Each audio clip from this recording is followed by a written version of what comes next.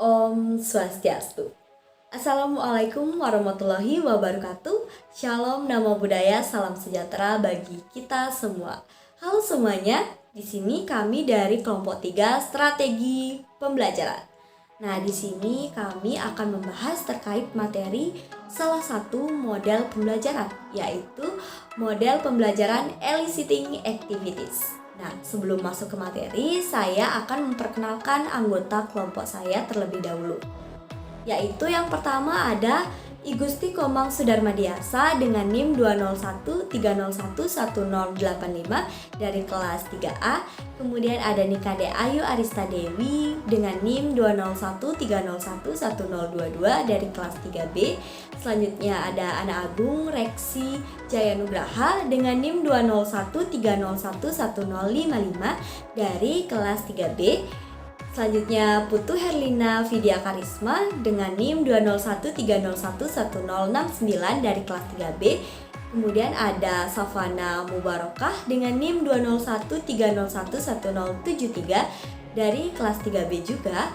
Dan ada I Gusti Ayu Made Wahyu Widyatmika dengan NIM 20130111088 dari kelas 3C. Dan yang terakhir saya sendiri Nikade Pamela Giordiola dengan NIM 20130111032 dari kelas 3D. Oke, selanjutnya di sini saya akan memberitahu dulu. Nah, di sini kami akan membahas 5 sub pembahasan. Yang pertama ada kajian filosofis model pembelajaran eliciting activities. Yang kedua ada kajian teoritis model pembelajaran eliciting activities.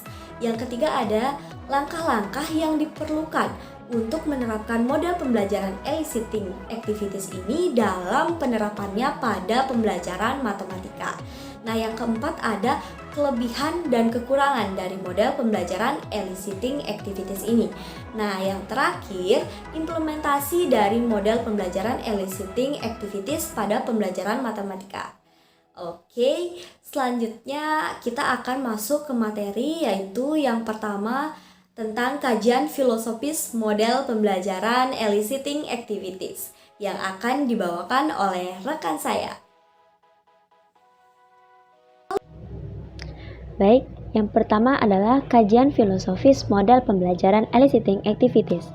Model eliciting activities didasarkan pada kehidupan nyata siswa. Maksudnya dalam pembelajaran model eliciting activities, permasalahan yang diberikan kepada siswa merupakan masalah yang ada di kehidupan nyata.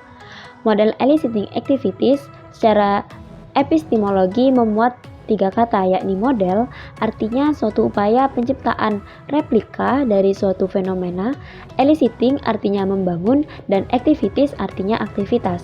Sehingga MEAS adalah suatu aktivitas untuk membangun suatu model. Dalam konteks ini adalah aktivitas pembelajaran yang dapat membangun model matematis. Proses pemecahan masalah yang paling penting dari MEAS adalah untuk mengemukakan, menguji, dan meninjau kembali model yang akan memecahkan suatu masalah. Model eliciting activities memiliki keterkaitan dengan teori-teori belajar yang telah berkembang dan dikenal dalam kegiatan mengajar. Teori-teori yang mendukung model ini antara lain, yang pertama, teori kognitif oleh Jean Piaget. Jean Piaget merupakan seorang psikolog dan ahli biologi dari Swiss yang mengembangkan teori belajar perkembangan kognitif yang cukup dominan. Piaget mengungkapkan perkembangan kognitif merupakan suatu proses genetik, di mana didasarkan atas mekanisme biologis perkembangan sistem syaraf. Tahap-tahap perkembangan kognitif menurut Piaget dibagi menjadi 4 perkembangan kognitif, yaitu sebagai berikut. Yang pertama, tahap sensori motor dari umur 0 sampai 2 tahun. Yang kedua, tahap praoperasional dari umur 2 sampai 7 tahun. Tahap operasional konkret dari umur 7 sampai 11 tahun. Dan yang terakhir, tahap operasional formal dari umur 11 sampai 18 tahun.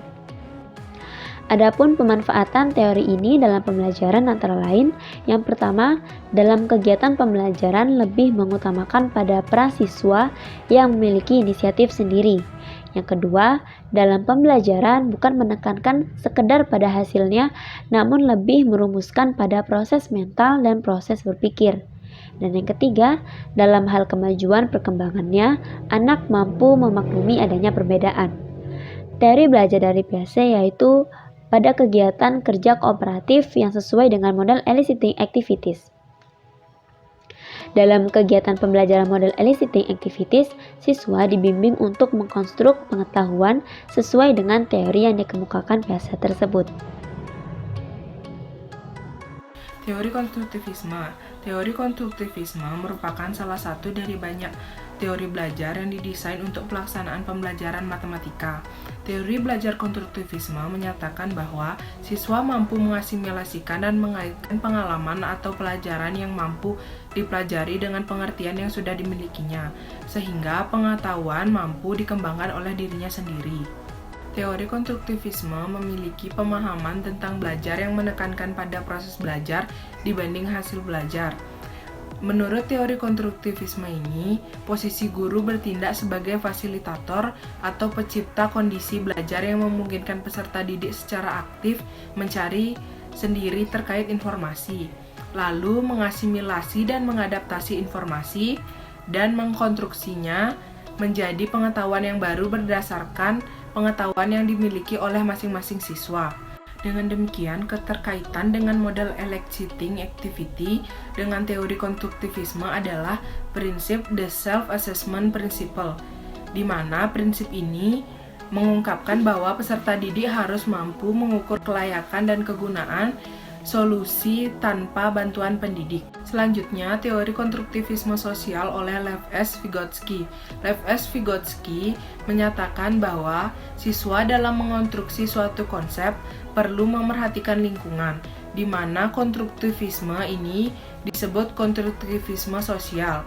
Teori dari Vygotsky ini lebih menekankan pada aspek sosial dari pembelajaran, di mana ia berpendapat bahwa siswa membentuk pengetahuan sebagai hasil dari kegiatan dan pikiran siswa sendiri melalui bahasa. Adapun ide-ide Vygotsky ini memiliki penafsiran terkini, yakni siswa diberikan bantuan secukupnya untuk menyelesaikan suatu permasalahan yang sulit, kompleks, dan realistis. Vygotsky berpendapat bahwa jika anak bekerja atau menangani tugas-tugas yang belum dipelajari, maka proses pembelajaran akan terjadi dengan memperhatikan tugas-tugas tersebut masih berada dalam jangkauan mereka. Ide tersebut dikenal dengan ZPD atau Zona of Proximal Development. Dengan demikian, keterkaitan model eliciting activity dengan pendekatan teori Vygotsky adalah dalam pembelajarannya memerlukan interaksi sosial dan siswa membentuk pengetahuan berdasarkan kegiatannya sendiri dalam diskusi kelompok kecil serta merangsang siswa aktif dalam berdiskusi dan bertanya selama pembelajaran. Materi selanjutnya akan dilanjutkan oleh teman saya. Terima kasih. Baik, terima kasih atas kesempatan yang diberikan kepada saya.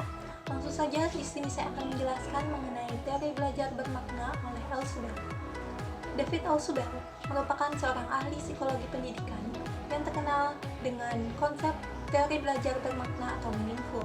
Teori makna atau meaning theory oleh Alsubel ini merupakan teori belajar yang mengemukakan betapa pentingnya pembelajaran yang bermakna yang akan membuat kegiatan belajar lebih menantang, lebih menarik, serta lebih bermanfaat, sehingga konsep dan juga prosedur materi yang disampaikan akan lebih tahan lama di ingatan peserta didik dan lebih mudah dipahami oleh siswa. Ausubel berpendapat bahwa belajar bermakna akan timbul jika siswa mampu menghubungkan pengetahuan yang ia miliki dengan pengetahuan yang baru saja ia dapatkan.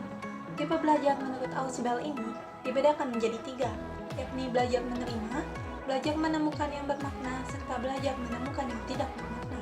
Belajar menerima lebih menekankan kepada penghafalan materi yang diperoleh oleh siswa, sedangkan pembelajaran menemukan yang bermakna lebih menekankan kepada siswa mampu menemukan konsepnya dan tidak menerima secara langsung apa yang telah ia terima. Pembelajaran menemukan yang tidak bermakna yang dimaksud adalah pembelajaran menemukan suatu konsep tanpa menghubungkan dengan pengetahuan-pengetahuan yang dimiliki oleh siswa sebelumnya. Menurut Ausubel, terdapat faktor-faktor utama yang sangat mempengaruhi proses belajar bermakna. yakni faktor stabilitas pengetahuan, stabilitas yang ada, serta kejelasan pengetahuan dalam suatu bidang studi maupun waktu tertentu. Teori belajar bermakna oleh Ausubel ini mendukung pelaksanaan model pembelajaran eliciting activities atau MEAS, karena dalam pembelajaran model eliciting activities atau MEAS dalam pemodelan matematika, diharapkan peserta didik mampu mengaitkan informasi-informasi baru dengan konsep-konsep untuk memodelkan suatu masalah yang akan digunakan untuk memecahkan sebuah masalah. Baik, sekianlah penjelasan mengenai teori belajar bermakna oleh Ausubel. Untuk materi selanjutnya akan dijelaskan oleh teman saya.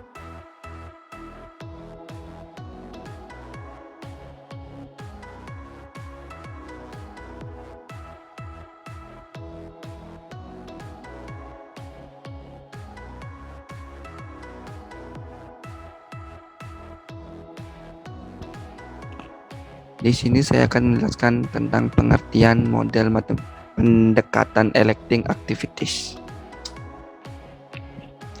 Menurut Chamberlain dan Moon dalam Ahmad dan Mashriyah 2014, tujuan utama dari pendekatan ini adalah siswa dapat mengaplikasikan prosedur matematis untuk membentuk sebuah model matematika. Masalah yang realistis merupakan ciri khas dari MEAS. Dalam pembelajaran MEAS, siswa dihadapkan dengan permasalahan yang bermakna dan relevan dengan kehidupan sehari-hari mereka. Dengan prinsip realitas ini, pembelajaran MEAS melatih kemampuan siswa dalam menganalisis situasi secara kritis sehingga dapat memecahkan masalah yang dihadapinya. Tidak hanya dalam matematika, namun juga dalam kehidupan sehari-hari. Berdasarkan uraian di atas, model electing activities atau MEAS adalah pendekatan yang berpusat pada siswa di mana kegiatan yang dilakukan dimulai dengan pengajian masalah dari kehidupan nyata yang ada di sekitar siswa, kemudian dari permasalahan dibentuk suatu model. Selanjutnya, siswa berupaya mencari penyelesaian dari model tersebut sebagai solusi. Prinsip model electing activities. Les Dander dalam Wijayanti Palupisri 2013 menyatakan 6 prinsip untuk mengembangkan model electing activities atau MEAS, yaitu yang pertama, the personal meaningfulness friction atau prinsip kebermaknaan. Yang kedua, the model construction principle atau prinsip konstruksi model atau pencapaian sebuah model. Yang ketiga, the self-evolution principle atau prinsip penelitian diri. Yang keempat, the model documentation principle atau prinsip dokumentasi model.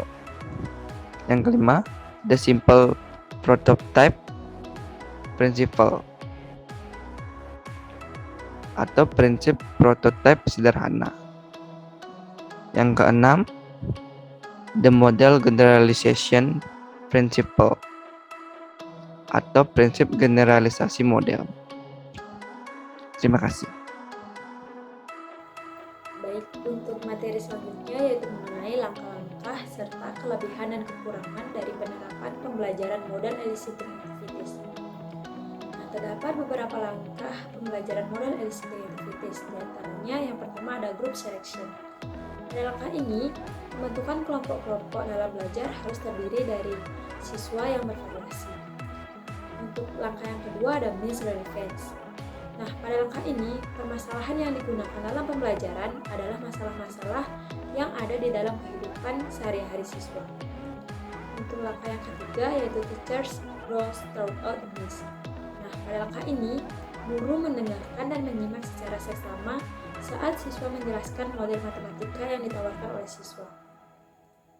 Adapun langkah yang terakhir yaitu group presentation and individual write-up suggestion. Nah, pada langkah ini, perwakilan kelompok kelompok akan mempresentasikan hasil diskusi dan mendokumentasikan hasil diskusi mereka. Nah, selanjutnya yaitu ada kelebihan dan kekurangan dari model pembelajaran eliciting activities. Untuk kelebihannya diantaranya yaitu yang pertama, siswa belajar mengolah model matematika melalui pemikiran yang mendalam. Untuk kelebihan kedua, dalam model ini, kegiatan ini dapat membantu siswa mengeluarkan ide-ide untuk digunakan dalam memecahkan masalah. Nah, selain itu, model ini juga dapat membantu siswa memecahkan masalah matematika yang berkaitan dengan kehidupan sehari-hari yang terjadi di sekitar mereka. Selain mempunyai kelebihan, model ini juga tentunya mempunyai kekurangan. Di antaranya yang pertama, kurang terbiasanya siswa dan guru dengan pendekatan ini. Yang kedua, guru membutuhkan waktu yang lama saat pembelajaran. Dan yang terakhir, guru membutuhkan banyak referensi untuk menyiapkan bahan pembelajaran. Nah, sekian dari saya. Untuk materi selanjutnya akan dijelaskan oleh teman saya. Terima kasih.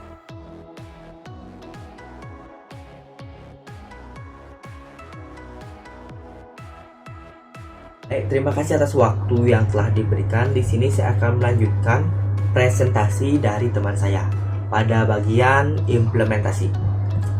Yang pertama itu ada penerapan model eliciting activities untuk meningkatkan self-efficacy atau keyakinan diri dan hasil belajar peserta didik. Dalam data penelitian yang dilakukan oleh Rasmiwati mengenai penerapan model eliciting activities untuk meningkatkan keyakinan diri mengalami peningkatan. Hasil belajar peserta didik dengan menerapkan model eliciting activities lebih besar dibandingkan hasil belajar tanpa menerapkan model eliciting activities. Self-efficacy memiliki hubungan positif terhadap hasil belajar peserta didik. Model eliciting activities ini mendorong untuk mengembangkan self-efficacy atau keyakinan diri.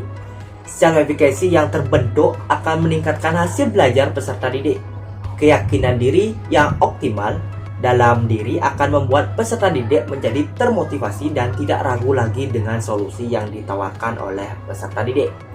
Self-efficacy berpengaruh terhadap pola pikir dan reaksi emosional. Peserta didik yang mempunyai self-efficacy atau keyakinan diri yang tinggi akan mampu menghadapi permasalahan-permasalahan yang ada.